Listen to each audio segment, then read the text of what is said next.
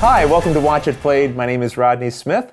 This is going to be a news and updates episode with a contest at the end, so stick around to find out what game we're giving away and how you can enter.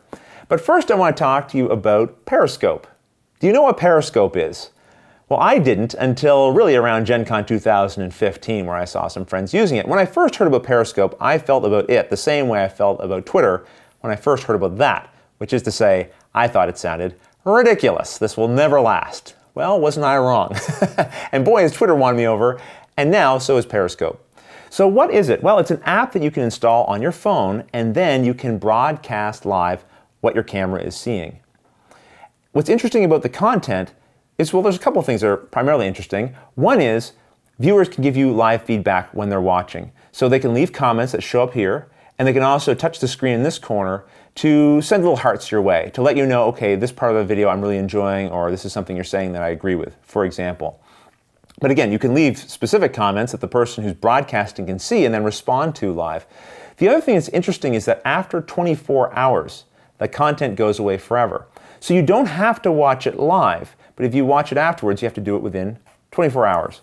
If you're following someone who's periscoping, you'll get notified when they go live, and if you're following them on Twitter, they can set it up so that it announces it there as well. I should also mention you can watch Periscopes from your PC or your Mac. You don't have to have a mobile device.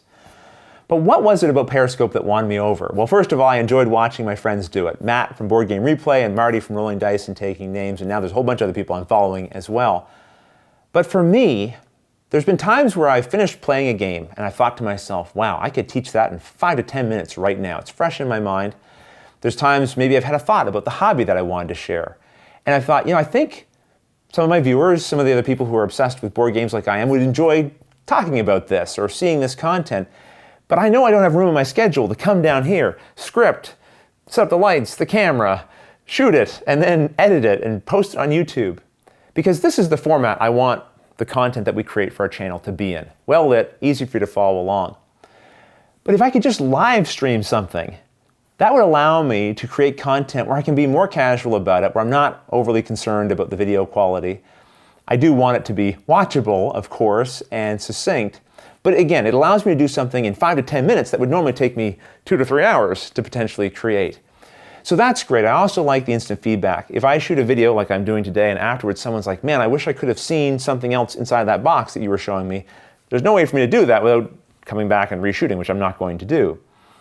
With Periscope, I can get that live feedback and someone can say, hey, I want to see a little more of that. And I can go, okay, sure, let me show you that. So those are a couple of things I really like about the format. If this sounds interesting to you, I'd love for you to follow me on Periscope.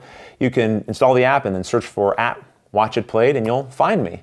And you'll get notified again when I go live, and you can watch it then or later, and it also gets posted to Twitter, so you can see it there as well. Speaking of new social media, I'm now on, well, new to me anyway, I'm now on Instagram. Yeah, 10 years late to that party.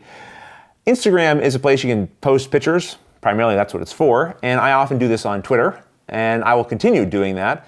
But I think with Instagram, I will post the occasional, artsier or abstract image about board gaming. So if you'd like to follow me there, you can do it. I am, yes, Watch It Played there as well. I should also mention there's going to be a slight interruption to your usual Watch It Played programming.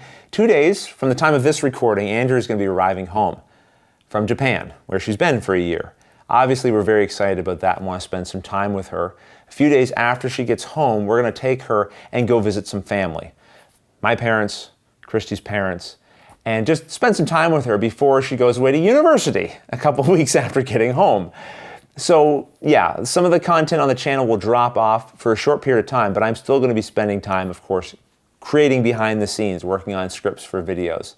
So expect us to be back in full force soon after we have some time to regroup and hang out with Andrea again. Maybe we'll get a video with her on the channel as well, hopefully, before she has to run off to university. Okay, I have a couple of games here I want to talk about. The first one is the Wits and Wagers Deluxe Edition, which we featured on this channel before. Not the game, we did feature the game. We did a full instructional and playthrough early on in our channel, but we also showed the deluxe edition. I did an unboxing of this previously, and it was quite an unboxing because the box was already unboxed. There was a big gash in it from an unfortunate faulty shipping. So the folks over at North Star Games very kindly sent a replacement along with a note. It says, Rodney, I'm so sorry that it seems your package handler the previous time was Edward Scissorhands. Fingers crossed this arrived safe. This one certainly did arrive safe, along with the flight expansion for Evolution. You can go back to the other video if you'd like to see the actual contents of the Wits and Wagers box, because despite the box being destroyed, the contents were fine. Let me very quickly, though, show you the insert for the deluxe edition, because that's not something we were able to share, and I think you'll like what you see. You can see we have a spot here for the mat to roll up. The new pens, these are bigger and thicker than the original version of Wits and Wagers. The coins have slots to snap into, and these are the poker-style chips that now come in the deluxe edition. Of course, you have the player boards. Underneath of that is the timer, and then the questions, and we have all the tokens, all the money, okay? And there's several deep wells here of different denominations, all in a rather nice, I think, attractive-looking insert. Moving on, we also have here the expansion to Evolution called Flight.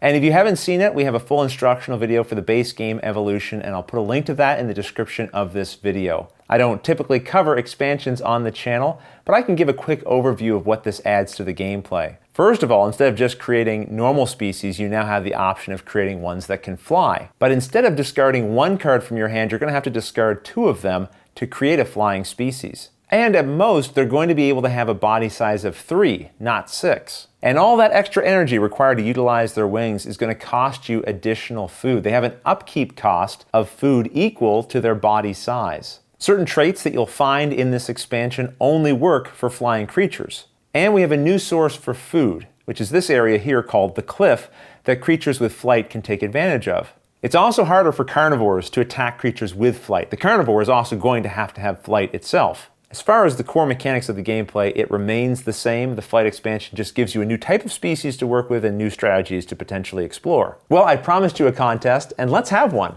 for code names.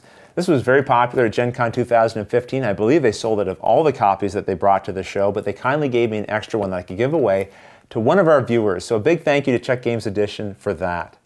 So how do you enter the contest? Well, if you donated during our 4th season fundraiser at the level that enters you into all of our contests during the year, then you're already entered. If you didn't, then let's have some fun with Periscope. This video is going to go up on August 17th. On August 18th, I'll do a live Periscope where I talk about some gamey stuff and then also give you the code for how you enter into the contest for code names. So you can watch that video live when it goes up, or you can watch it within 24 hours of it being posted to get that information to enter into the contest. I should also mention we have a fundraiser going right now for the 5th season of Watch It Played. So if you've enjoyed our show in the past, if it's had some value to you and you'd like to help it continue, please consider providing us with a donation at the fundraiser, which I'll link in the description of this video. We'd really appreciate it. But until the next episode, thanks for watching.